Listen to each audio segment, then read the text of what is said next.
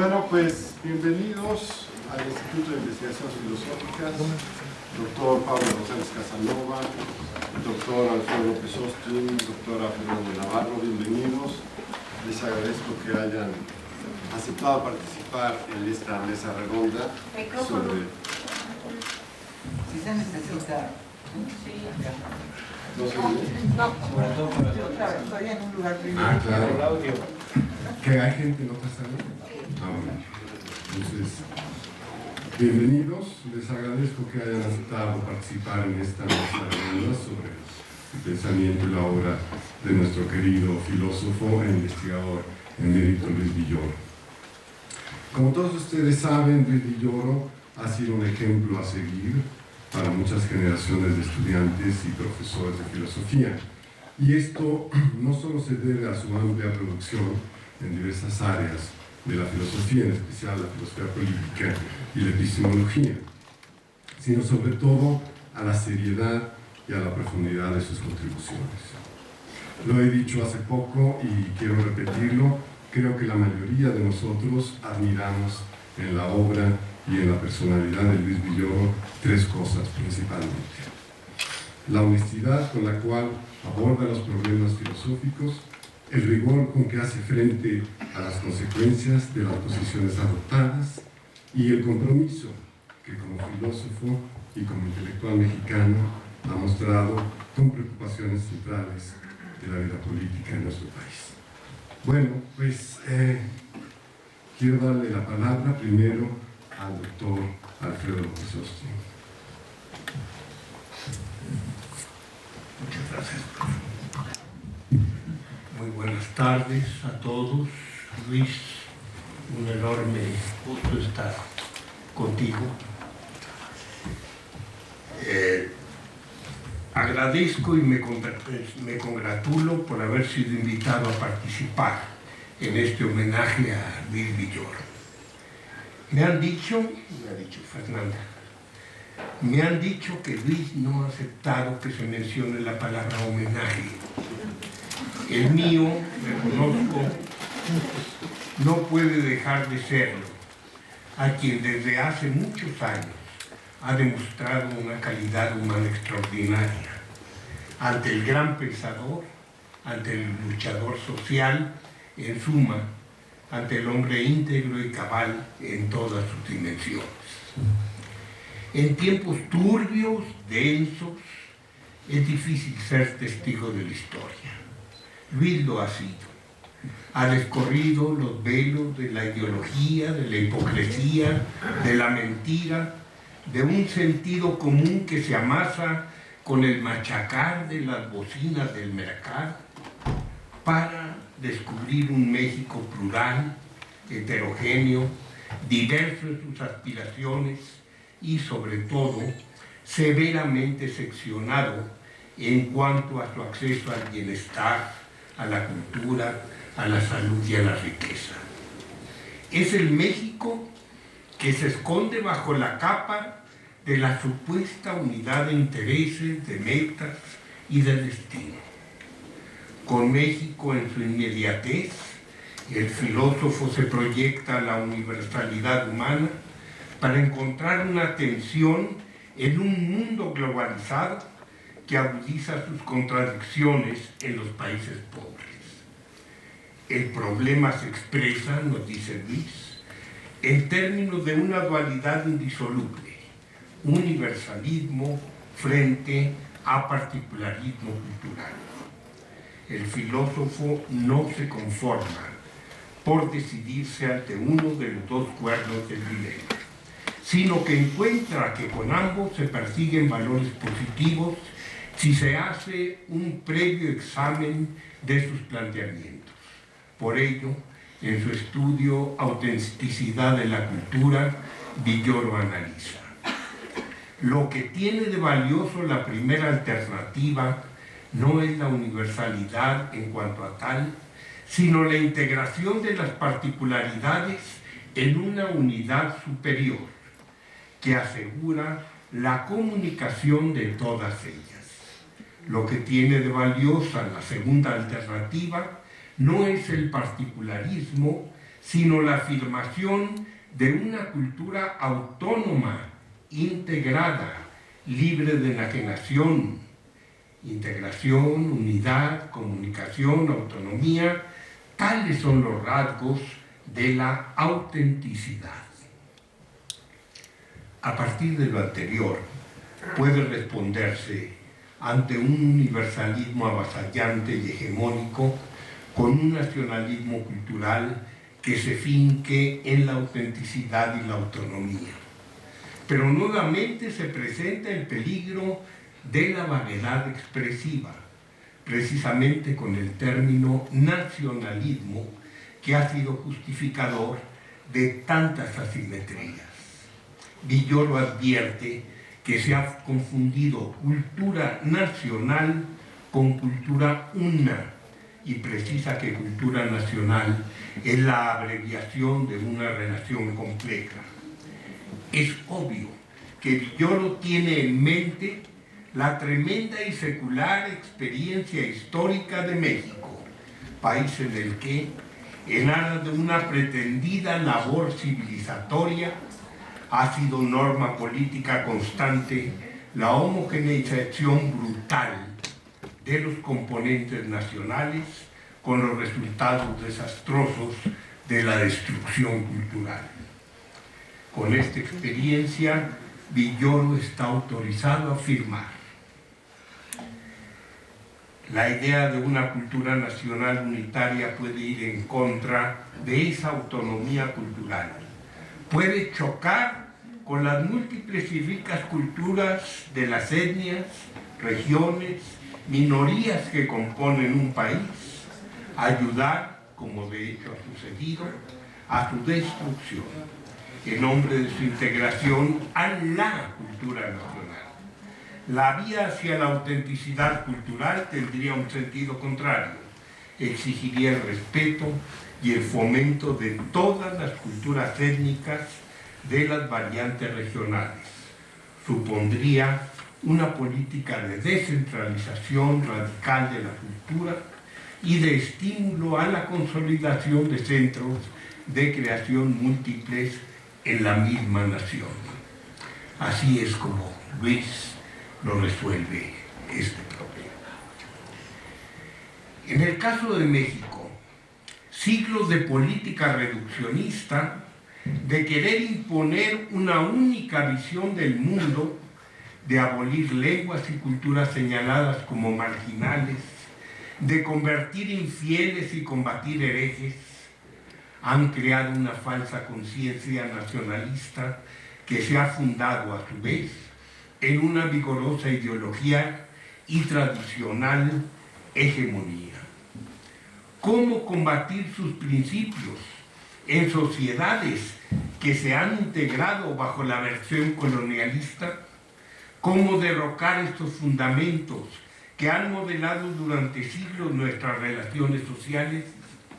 Villoro da la solución aplicable a la diversidad de las naciones, pero lo hace con una firmeza que revela que en el fondo toma muy en cuenta la experiencia mexicana.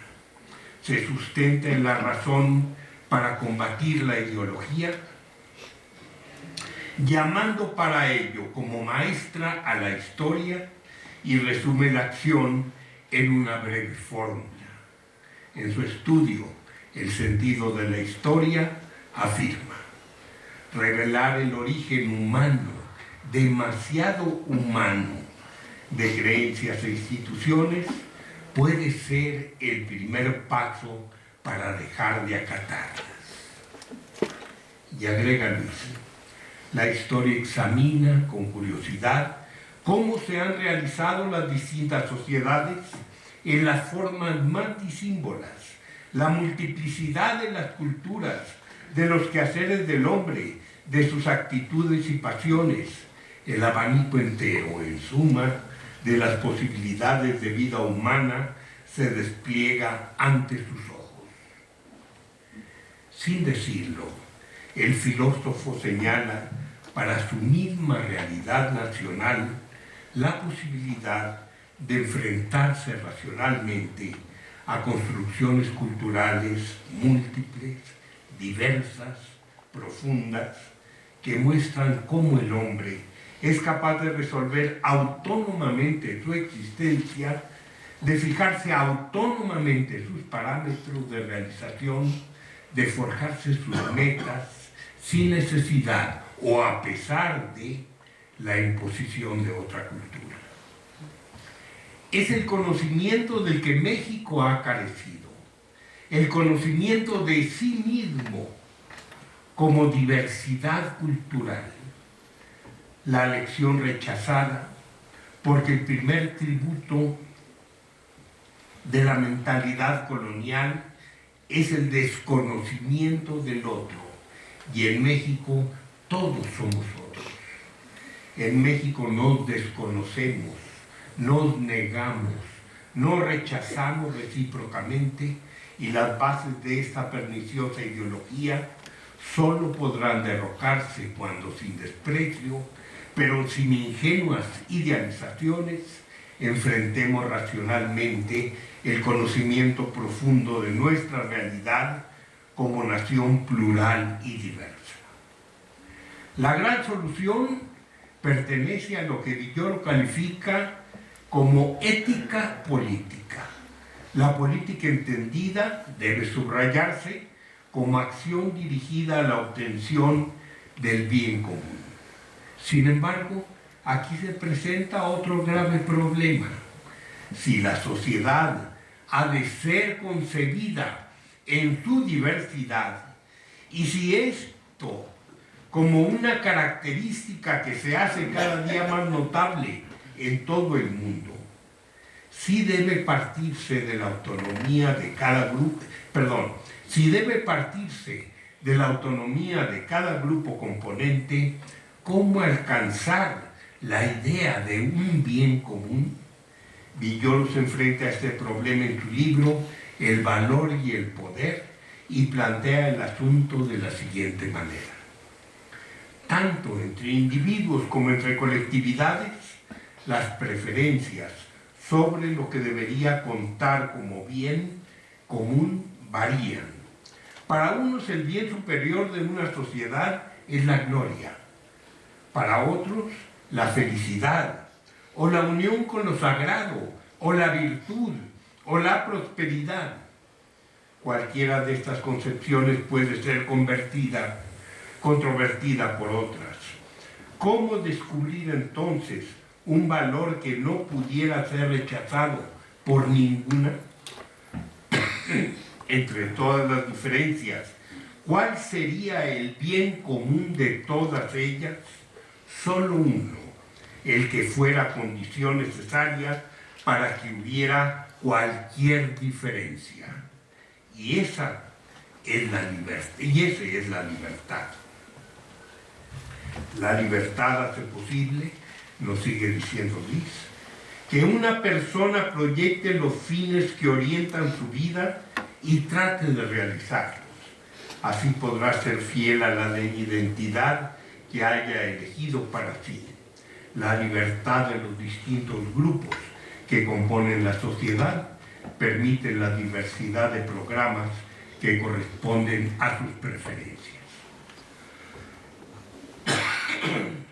Si la libertad es el bien común posible, para aspirar a que todos los miembros de una colectividad puedan alcanzar sus aspiraciones particulares, la única posibilidad de realización se funda en otro de los valores fundamentales, la justicia. Esta ha de convertirse en el principio que guíe, regule y organice las relaciones entre los hombres con el fin de que las acciones de unos no impidan ni dañen el ejercicio de los demás. Villoro señala. La justicia atañe a la relación de los elementos con un todo. Cualquier plan de vida deberá ser compatible con el bien del todo.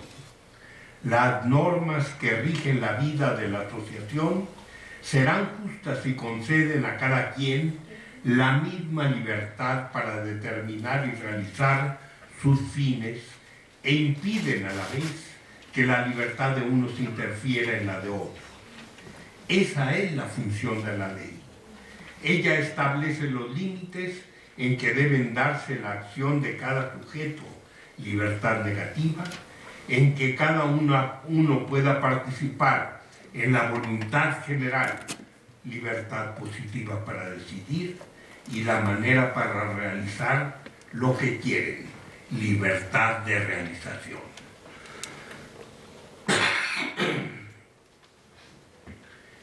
Si la condición ineludible para lograr el bien común es la justicia, su única posibilidad de realización política es, según Villoro, la democracia participativa. Así lo afirma categóricamente el filósofo y así lo defiende el luchador social. Sin duda, la democracia participativa es una modalidad de democracia difícil de entender en México, en donde el pacto popular es estimado como la forma más práctica y eficaz para lograr un acuerdo, y donde el bien común es concebido desde un enfoque único, supuestamente universal. México debe ser construido cotidianamente a partir de todos sus componentes, desde todas sus esferas de interés y aspiraciones, en beneficio de todos, permitiendo el desarrollo de cada uno de sus sectores, plural y complejo, con la intervención de todos sus componentes. En México, la democracia participativa está distante. Es, sin duda, una meta difícil de alcanzar, pero en una nación heterogénea, cualquier otra meta y otra ruta para llegar al bien común es falaz.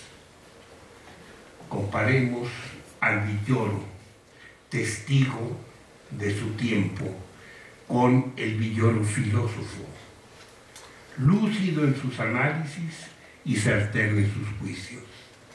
Comparemos al Villoro que analiza la particularidad dentro de la progresiva universalidad que nos avasalla. Comparemos al Villoro pensador con el Villoro luchador social. En el conjunto encontraremos la congruencia, la absoluta congruencia como característica fundamental del hombre íntegro. Muchas gracias.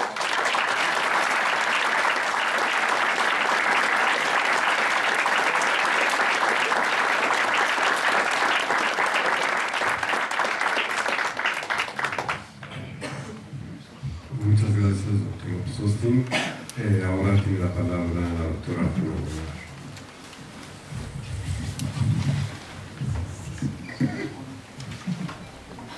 Muy buenas tardes a todos y todas. Pues realmente agradezco enormemente esta invitación, porque pocas veces una dama podía ser por caballeros mejor acompañada. Miren ustedes, tan distinguidos y queridos y apreciados. Bueno, pues vamos a hablar del pensamiento y vida de Luis Villoro, ya que la palabra homenaje no es bienvenida. Y empezaré por hacer referencia a la repercusión que en mí ha tenido la obra de Villoro, en mi formación filosófica, destacando una frase suya que refleja una posición que provocó en mí un auténtico viraje en las últimas décadas, a partir de los 90. Y la frase es esta: al fin estamos despertando de una ilusión, la ilusión de la modernidad occidental. Fue así como empecé a descentrarme del eurocentrismo que impera en nuestras universidades de todo el tercer mundo. El acercamiento a su obra durante los últimos años ha logrado revelar una nueva manera de ver y concebir el mundo de vivir el mundo, de valorar el mundo, una manera, en fin, una manera distinta de filosofar, a partir del reconocimiento de la alteridad y de la pluralidad de culturas que él ha venido sustentando. Para mí, como mexicana y como estudiosa de la filosofía, ha sido una revelación de gran relevancia, en la medida que me ha hecho conocer y valorar nuestras propias culturas originarias, tan marginadas, tan poco conocidas y reconocidas, tan poco apreciadas por la educación oficial que recibimos como mexicanos. Villoro, con una visión diferente, se atrevió a incursionar en otras latitudes, lo cual se tradujo en una revalorización del pensamiento, del sistema de creencias y de las cosmovisiones cuyo origen se remonta a los tiempos prehispánicos y lo que de ellos se ha conservado a lo largo de más de 5 siglos de resistencia. De una resistencia cuya gran sabiduría ha sabido conservar lo esencial de su cultura, evitando al mismo tiempo la confrontación con la cultura dominante. Primero la extranjera, la española, peninsular, y después la mexicana, la mestiza, que sigue hasta el día de hoy imponiéndose de la misma manera, ejerciendo su poder, sus jerarquías y su desprecio.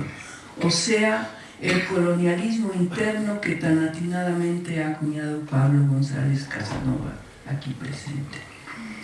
Volviendo al viraje filosófico que enriqueció mi panorama de la filosofía, lo cual en ningún momento significa reducir el valor y admiración por la modernidad europea, sino solo establecer una justa valoración, situándola en un lugar destacado, pero una cultura entre otras, no como la única, la superior, la central, la verdadera, la universal, como nos ha sido presentada.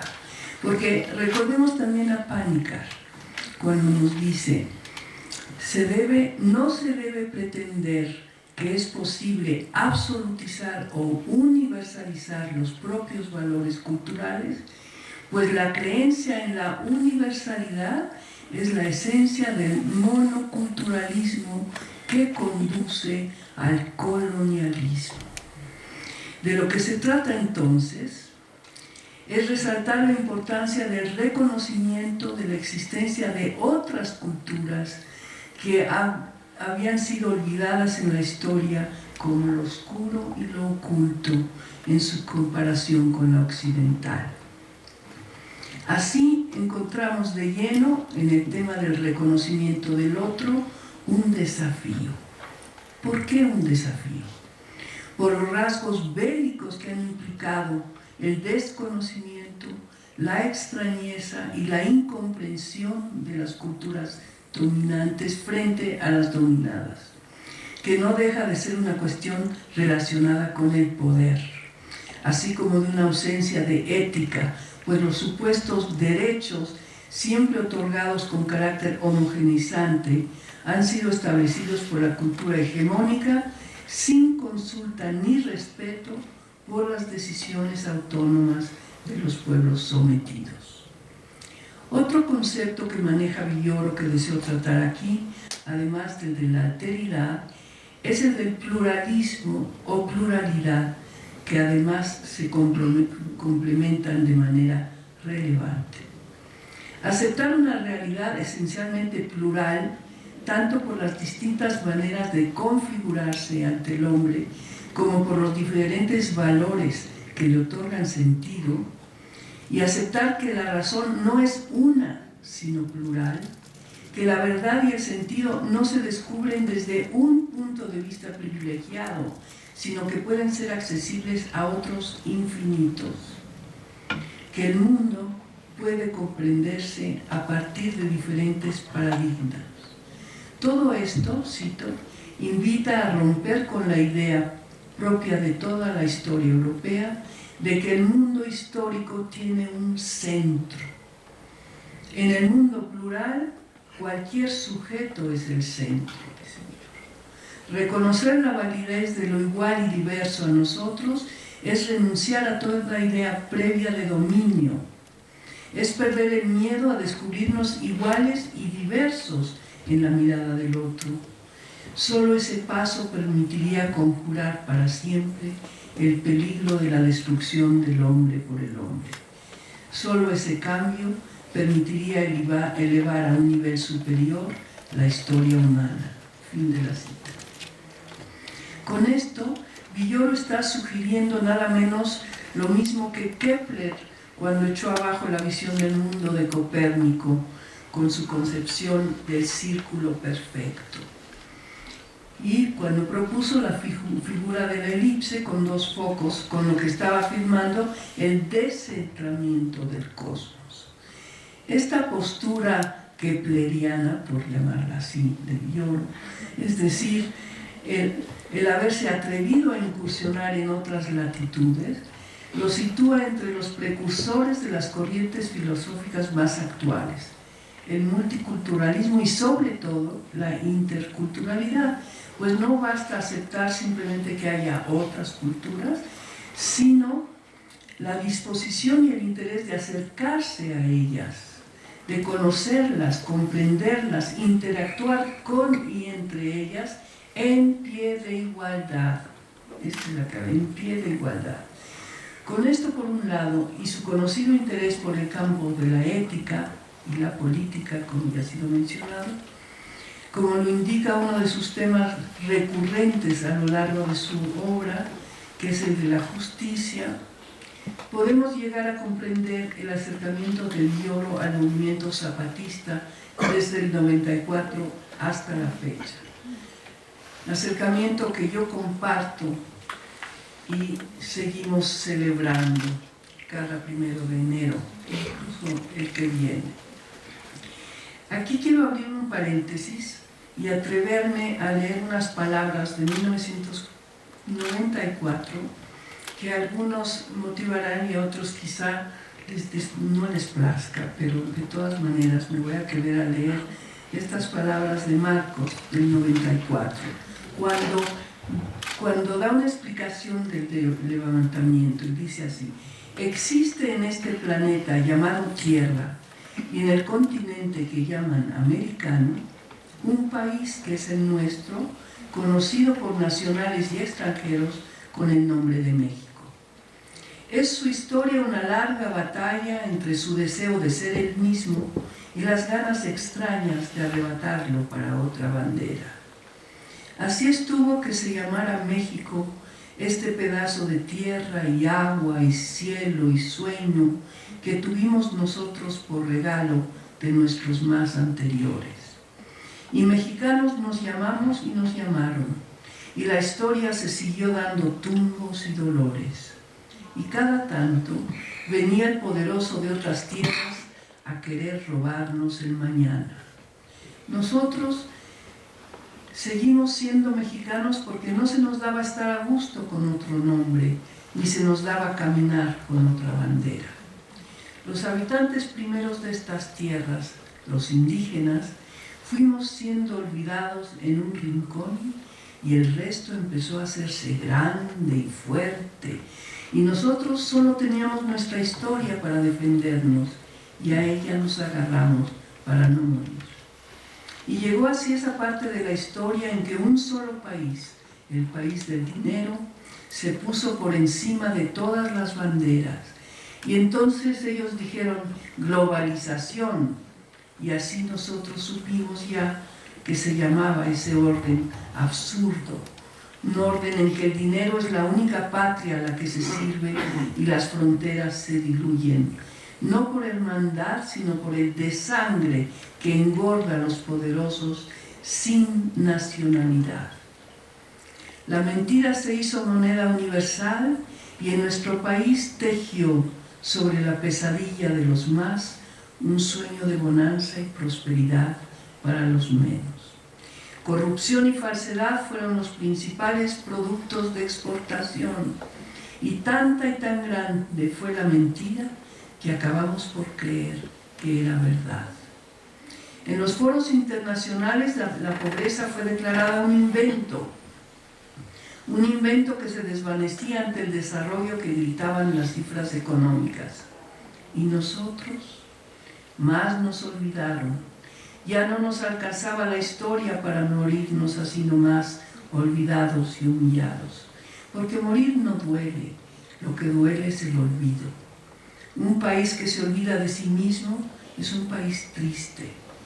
Un país que se olvida de su pasado no puede tener futuro.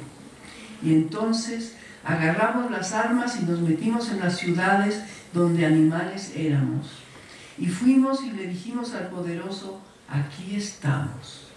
Y al país entero y al mundo le gritamos, aquí estamos. Y miren lo que son las cosas. Para que nos vieran, nos tapamos el rostro. Para que nos nombraran, nos negamos el nombre. Apostamos al presente para tener futuro y para vivir nos dispusimos a morir. Esta es una parte. Regreso del paréntesis. Digo que en efecto no es poca la evidencia que se tiene, a pesar del silencio mediático proveniente del Estado, de que los zapatistas han hecho de la ética también su arma más poderosa. Y como parte de esa práctica ética, se pronunciaron contra la toma del poder cupular, con lo cual provocaron una gran polémica, escandalizando tanto a la derecha como a la izquierda. Pues ambas se preguntaban, ¿pero qué diablos se puede hacer sin el poder? Ante lo cual ellos implícitamente respondieron, ¿y qué se ha hecho con el poder a lo largo de la historia? ¿Acaso algo más que barbarie? Y lo reafirmaron, no buscamos el poder sino algo más ambicioso, buscamos un mundo diferente. Si en este mundo no hay lugar para nosotros, hagamos uno nuevo.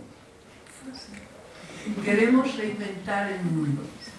Con este lenguaje y esta actitud mostraban otra forma de hacer política, lejos del odio y el revanchismo. Además, esa fue la razón por la que explicaron que se consideraban más bien rebeldes que revolucionarios, porque estos últimos, los revolucionarios, sí buscan el poder. También expusieron otras razones, refiriéndose a las lecciones de la historia que han dado las guerrillas centroamericanas, que no redundaron en un real beneficio para el pueblo, para los de abajo, que sí dieron su vida y su sangre. Pues finalmente la toma del poder no resultó más que en una sustitución de hombres y nombres, un gatopardismo que para que todo permaneciera igual. El caso de Nicaragua, señor Horacio. ¿Y qué ocurrió entonces en Chiapas? Después de establecer sus tiempos, 3 tiempos los zapatistas, el tiempo de pedir, tiempo de exigir y tiempo de ejercer, decidieron poner en práctica la autonomía en 2003, con la creación de las juntas de buen gobierno con sede en los 5 caracoles, basados en los principios que los rigen, llaman las 3 R's: rotatividad, revocabilidad y rendición de cuentas, hasta la fecha. Fue su manera de declarar que no tenían que pedir permiso para ser libres, y desde entonces se han dedicado, a pesar de la constante adversidad y hostigamiento hasta el día de hoy, a construir la autonomía, es decir, relaciones humanas muy otras, donde siguiendo la herencia maya no hay monismos sino pluralismos, incluso en el campo sociopolítico. Es decir, no se organizan en torno a una sola figura del poder como el jefe, jerarca, líder o mesías. Eso actualmente sí han tenido a lo largo de las épocas jerarquías, pero nos referimos a hoy. Hoy es siempre en plural y en comunidad, en colectivo. Incluso en la religión, cuando hablan de sus dioses en plural, los dioses que nacieron al mundo formaban un grupo, y cuando decidieron crear a los hombres, se reunieron en asamblea, que era la máxima autoridad. ¿Y por qué querían crear a los hombres? Pues porque se sentían muy solitos, dicen los dioses. Todo esto lo hemos vivido a lo largo de una serie de visitas a territorio zapatista, cuando menos una vez al año y a veces más, y en estancias más largas, que dicho sea de paso, es el único territorio libre de narcotráfico del país. Paréntesis. Hemos estado en una multitud de festejos donde se suelen congregar miles de simpatizantes de los 5 continentes. Una experiencia difícil de calificar por no parecerse a ninguna otra, pues no es ni un coloquio, ni un congreso, ni un meeting. Solo miles de rostros de todos los colores, alturas, sonidos por los idiomas distintos, que sin conocerse entre sí festejan la bienvenida de un año nuevo, cuyos augurios todos comparten. Podríamos decir que se trata de una selección natural que Darwin nunca imaginó. Para concluir, deseo volver sobre el tema del poder, por ser un concepto central en la filosofía política de Villoro, así como una realidad que ha definido las formas de organización social, política y cultural en las diferentes épocas históricas. Y termino atreviéndome a recordar a un filósofo occidental que se acercó a esta visión zapatista sin saberlo porque murió mucho antes, en torno a la no toma del poder. Me refiero a Sartre en su último texto, Crítica de la razón dialéctica, donde afirma: la revolución no es el derrocamiento del poder, es el largo momento de su desprendimiento. La revolución histórica depende de una conversión moral. Muchas gracias.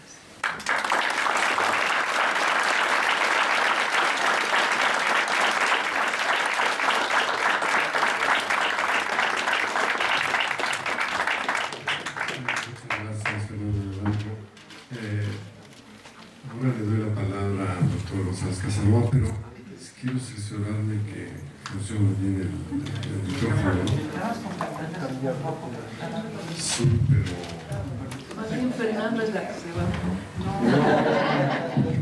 No, era el micrófono. El micrófono machista. Es la mala tradición. No, yo, Juan.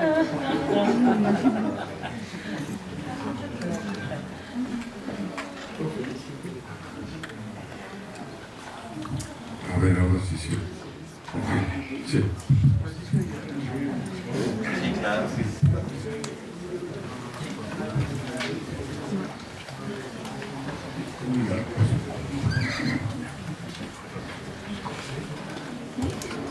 Bueno, muy buenas tardes.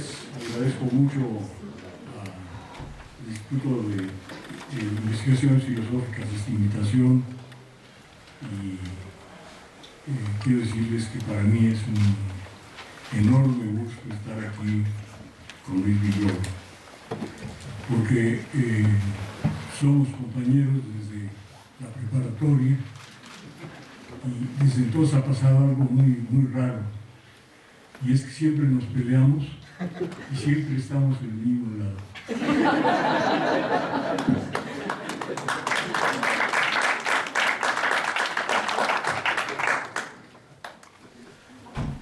Si no pensamos que esto es nada más un chiste,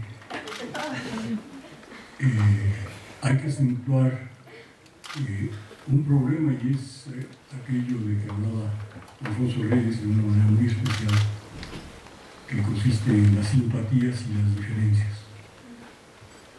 Y creo que es muy importante cuando se hace un no homenaje o un anti-homenaje, que es lo que Luis quería, no puedo dando explicaciones, sino lo que él quería. Y bueno, entonces, si eso es así, tengo que preguntarme por qué estamos de acuerdo y estamos en desacuerdo.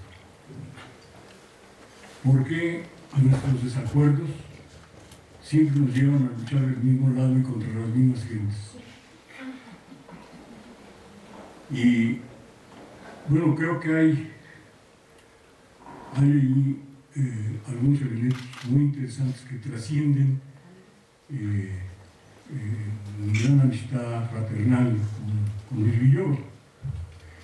Y creo que están relacionadas con una especie de crisis de los sistemas filosóficos, de las doctrinas, de las ideologías, una crisis muy profunda que no se dio solo en el terreno conceptual, sino en la realidad histórica, de escuelas filosóficas que estaban identificadas de una manera u otra, o con el Estado, o con los partidos que se fueron formando y que primero no eran electorales y después lo fueron, y en ocasiones con los estados. Y todo esto entró en crisis, en una crisis sin precedente, por ahí de los 60s y los 70s. Y entonces nos quedamos sin un punto de referencia al que estábamos acostumbrados, y ese punto de referencia eran los textos sagrados, que por supuesto, como hombres laicos, muchos de nosotros no llamábamos sagrados, pero que nos servían para interpretar la realidad, junto con un conjunto de ideas y conceptos y categorías que tenían una gran coherencia. Bueno, pues esto entró en crisis, en esta crisis que Darcy Ribeiro identificaría con las crisis de civilización a que se refirió con tanto talento y precisión, y que abarcan la vida de las ciudades, el uso de las tecnologías, los problemas financieros, el mundo entero entra en crisis. Y en esas condiciones aparece una necesidad muy curiosa de todos modos, encontrar una cierta coherencia en lo que se hace, y careciendo de una escuela, de una doctrina, de una ideología, de una creencia organizada, queda algo que Luis Villoro ha practicado toda su vida, y es la coherencia. Y esta coherencia está muy relacionada con ciertos valores que van más allá de sus reflexiones filosóficas hacia su posición existencial, hacia su modo de vivir la vida. Y bueno, yo creo que esta crisis no solo la vivió con coherencia Villoro, sino muchos otros empezaron a buscar también la coherencia y le encontraron en ciertos valores éticos,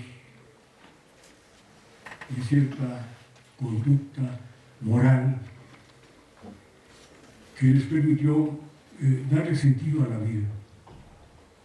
La pérdida de sentido de la vida, la pérdida de sentido de las luchas, ha sido la característica de muchos de estos momentos críticos que vivimos. Y ustedes lo pueden ver, por ejemplo, en el terreno de las luchas. Ustedes ven a los comunistas, a los socialistas, a los liberales, a los socialdemócratas, a los antiguos nacionalistas revolucionarios, votando las mismas políticas neoliberales, monetaristas, de tal modo que, bueno, se perdió el sentido de la lucha que originalmente tenían todos esos movimientos. Y se pierden también ciertas posibilidades de radicalizarse a la manera antigua, como por ejemplo pensando en la toma del poder, en la toma del Palacio de Invierno. Y no solo se pierden por la crisis ideológica general, sino porque al mismo tiempo que esa crisis da, hay una gran experiencia acumulada de la guerra contra insurgencia, que junta las viejas tradiciones conservadoras de los intereses creados con las más nuevas técnicas de la guerra integral, económica, social, política, cultural, ecológica, etc. Y formas de lucha que se planteaban antes, como las luchas en los partidos políticos, en los parlamentos, o formas de lucha que se planteaban antes, como las luchas en la sierra, en el llano, o en la ciudad, tomando palacio, tomando el poder del Estado, parecen no plantearse en este momento.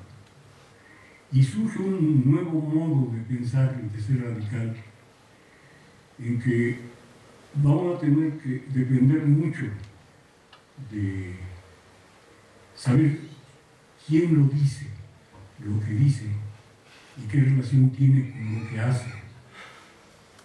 Y esta manera de orientarse y de recuperar terreno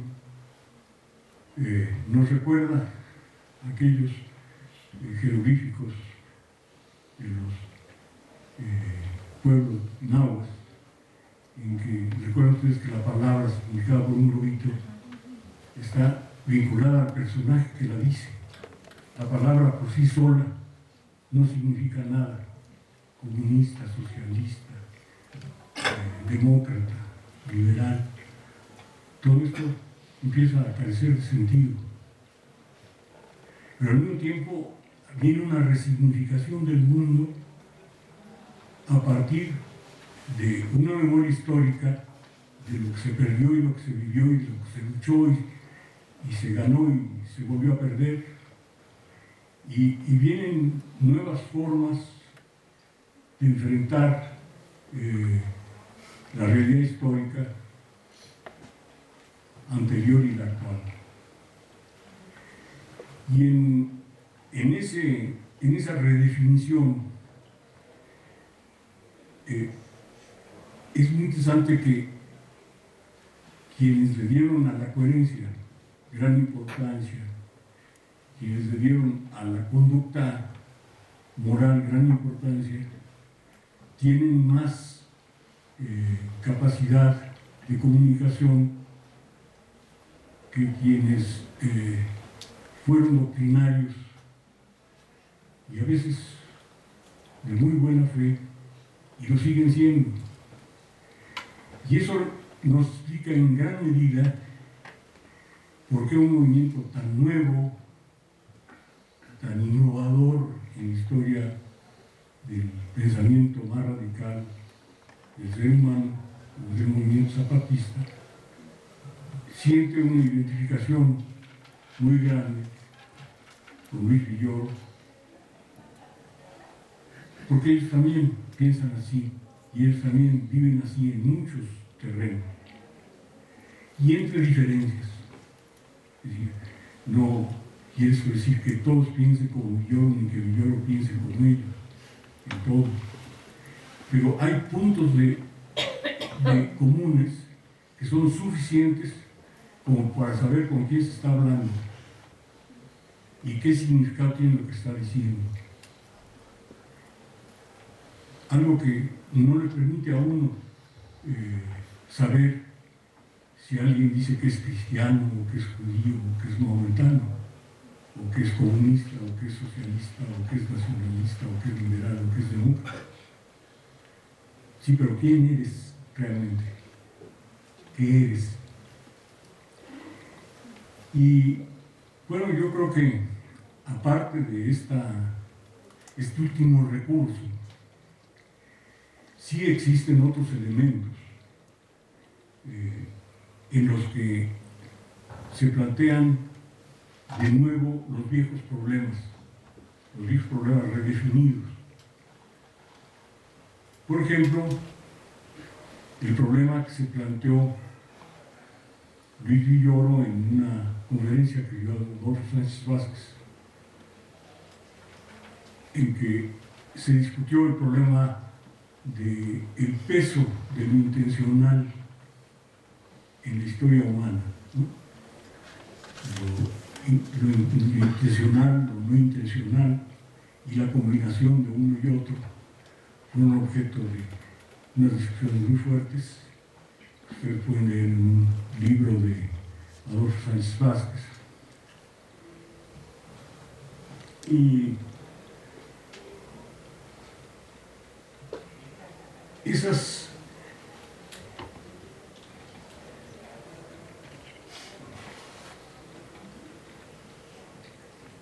discusiones fueron una forma de expresión que podemos ver como relativamente superada, porque ahora tenemos una posibilidad muy rara en que no solo podemos hacer que las categorías no se queden en el terreno de la metafísica, sino pasen al terreno de la historia, como quiso Hegel primero y sobre todo y de una manera mucho más coherente Marx, sino que podemos desestructurar las categorías y al hacerlo podemos encontrar a la vez el determinismo en la historia y la libertad en la historia. Y muchas veces las fuerzas conservadoras quieren tener toda la libertad de hacer todo lo que quieren, y en la ciencia se transmite, en la actual ciencia se transmite esta idea, pero por otra parte nadie está pensando que tenemos un futuro completamente determinado. Entonces nos encontramos en una situación en la que las categorías se manejan con un sentido realmente histórico, en que las predicciones o el determinismo histórico no tiene las características lineales que tuvo en el pasado, y difícilmente se plantean ya caminos de progreso, de etapas o de modos de producción necesariamente sucesivos, menos aún cuando hemos visto como aquel paso del esclavismo al feudalismo, al capitalismo, al socialismo, al comunismo, no se da. Y cómo de pronto viene una restauración y fracasa el socialismo parlamentario, el laborismo, el nacionalismo, etc. Entonces, en este momento no existe ya una discusión en el terreno de que hay un determinismo histórico del que se habló en el pasado. Y aparece, junto con la idea de la libertad no doctrinaria, aparece la posibilidad, por un lado, de un análisis histórico que realmente registre la historia como ha evolucionado y que no deje de perder el sentido determinista relativo que la historia tiene. Porque allí las ciencias, las nuevas ciencias nos ayudan mucho, en el sentido de que aquello que Aristóteles llevó a sus terrenos metafísicos, como la causa final o la causa prima, ahora se plantea en el terreno tecnológico con la cibernética, con los sistemas autorregulados, y en la biología como sistemas autorregulados, adaptativos y creadores, autopoyéticos les llaman.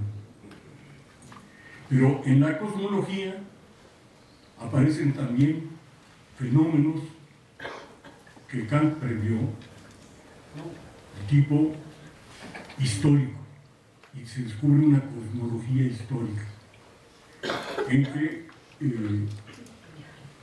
los universos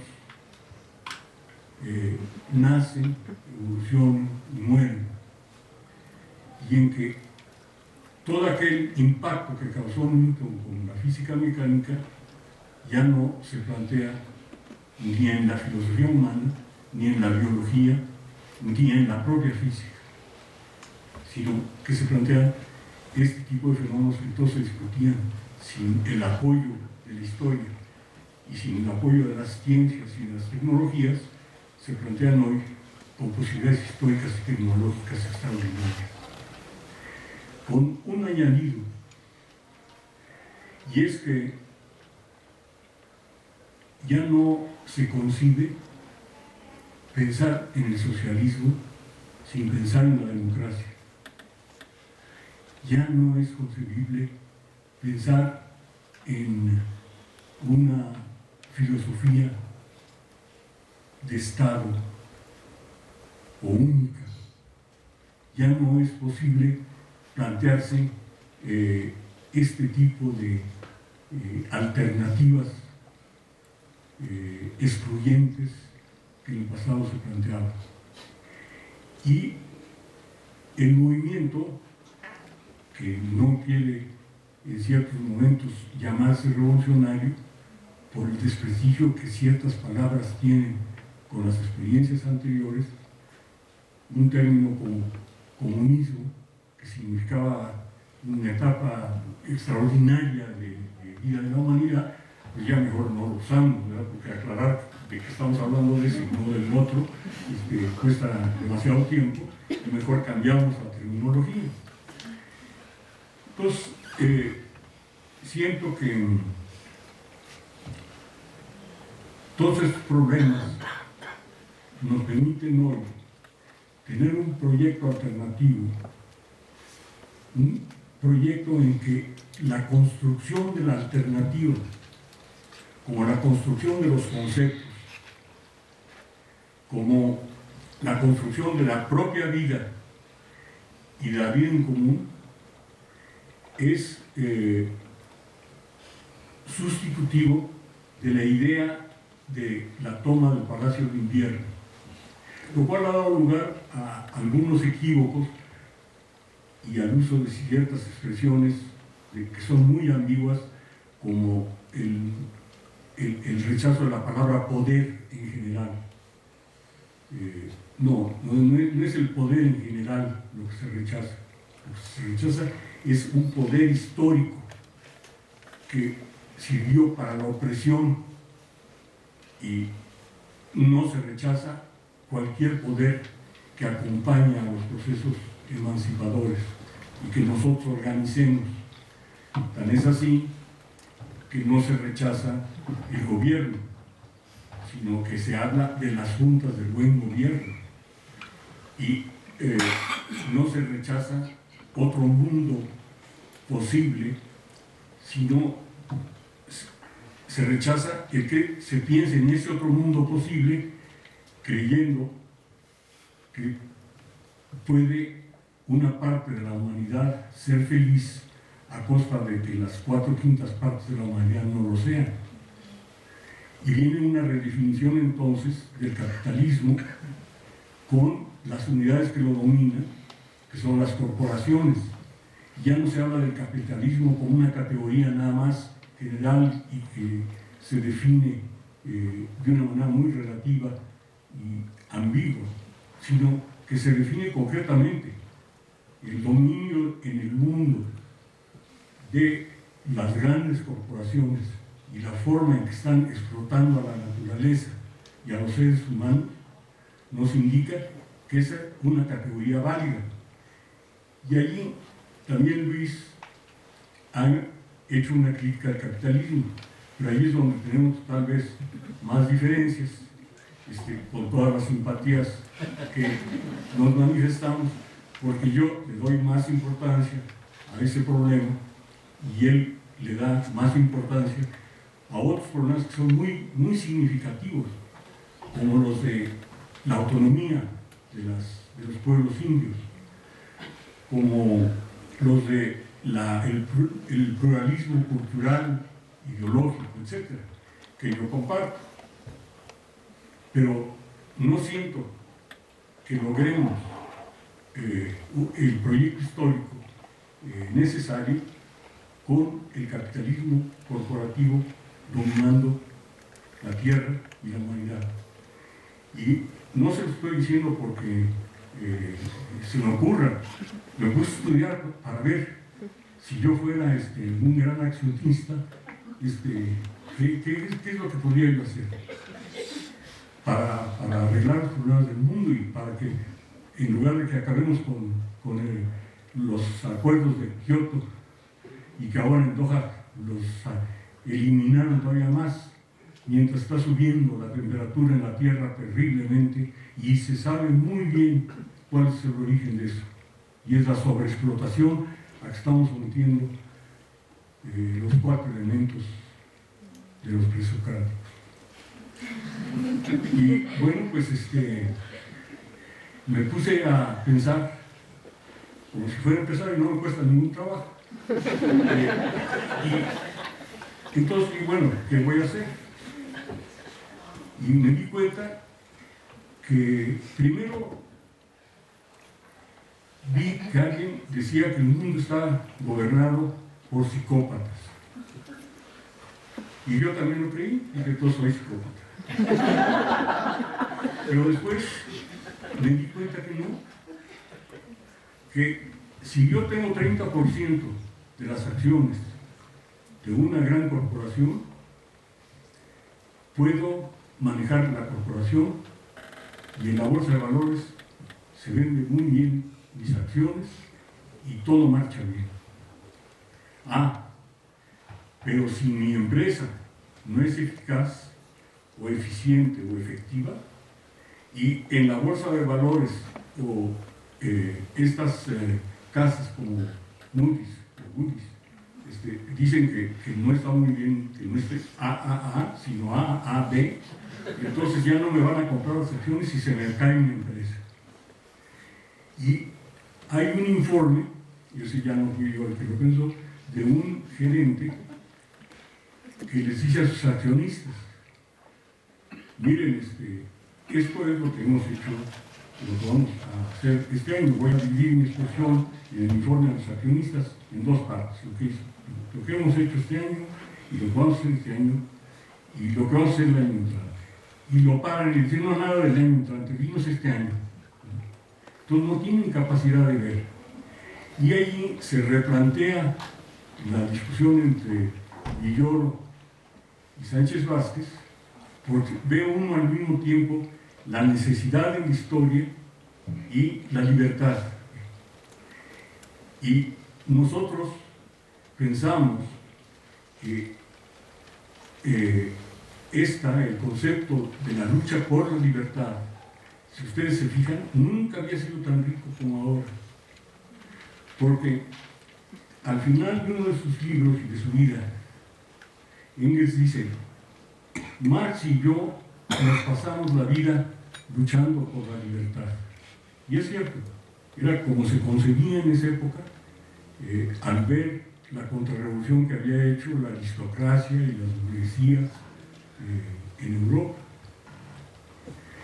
Pero la libertad en la que ellos pensaban no tenía la riqueza de la libertad en que piensan los movimientos de 2011 para acá, que han todavía enriquecido más primero de ellos, que fue el zapatismo, y un antecesor de todos, que no fue la última revolución marxista-leninista, sino la primera del nuevo tipo, que es la cubana.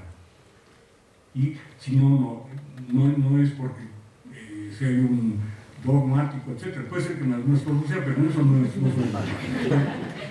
Estoy absolutamente seguro de que habría sido imposible la sobrevivencia de Cuba al bloqueo durante más de 50 años sin que la moral como forma de lucha, como forma de organización, como solidaridad, como coherencia, como cooperación y como sentido de la vida y sentido de la lucha, que es lo que nos hacen perder con el escepticismo o con el neodarwinismo político, ¿no? Si eso no hubiera existido, no existiría una islita que era de 7 millones de habitantes cuando empezó la revolución y que tiene ahora por ahí de 11, y que ya se le acabaron todos los apoyos. La Unión Soviética se murió, en China están felices con el capitalismo dirigido por el Partido Comunista, ¿no? El Partido Comunista Chino dirige el capitalismo chino. En medio de esa locura, ahí están los herederos, no solo de Marx, sino de Martí. Martí es un filósofo de nivel universal, pero nosotros somos muy modestos. Creemos que lo que hacemos aquí en América Latina no es universal, es como para los antropólogos a la antigua, ¿verdad? Para que vengan a estudiarlos, ¿verdad? A ver cómo piensan los salvajes. Y bueno, pues lo universal nació en América Latina, no solo con Martí, con muchos más, pero limitándome al pensamiento nuevo y rico, con Martí nace con la recomposición de la historia europea por quienes sufrieron el colonialismo y practicaron el colonialismo. Porque nosotros aquí, la inmensa mayoría, somos descendientes de los dos, de los colonizados y los colonizadores, y algunos somos descendientes de los colonizadores colonizados.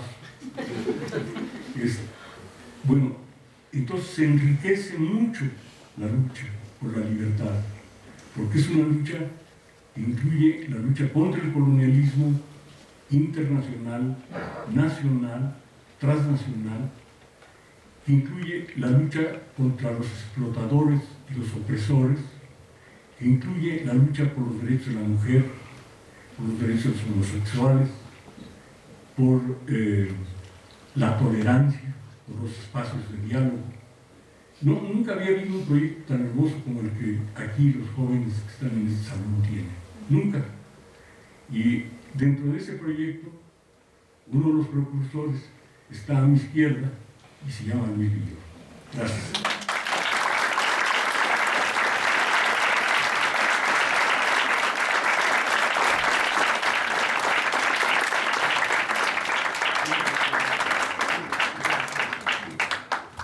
Bueno, pues ahora le damos la palabra a nuestro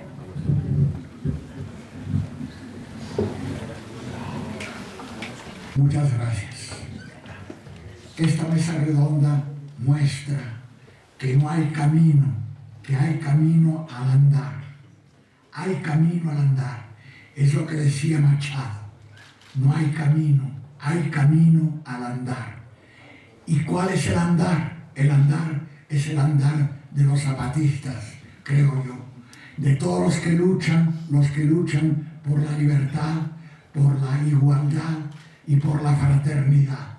Es lo que están haciendo los zapatistas. Ese es el fin del camino. ¿Y cuáles son los medios? Los medios no son el comunitarismo ni el republicanismo. Esos no son los medios. Los medios son un camino que establezca una libertad, una comunidad de todos los pueblos. Y ese camino que establecería la libertad y la comunidad de todos los pueblos, hay un ejemplo de eso. El ejemplo es el ejemplo zapatista, en pequeño, en pequeño. El ejemplo zapatista no es un ejemplo universal, es un ejemplo en pequeño de lo que pueden hacer las comunidades que han sido explotadas en México mucho tiempo. Las comunidades que han sido explotadas y que no han recibido una comunidad, una reciprocidad de lo que han hecho. Eso es un ejemplo nada más, un ejemplo de lo que podemos hacer en México, en todo México. Podemos hacer esto también, establecer en México, en todo México, establecer una verdadera fraternidad, una verdadera comunidad. Y para eso hay un camino. Tenemos que establecer nosotros aquí, ahora, un ejemplo de un camino que vaya hacia poco a poco, un caminito que vaya poco a poco hacia esos fines de libertad y de comunidad. Muchas gracias.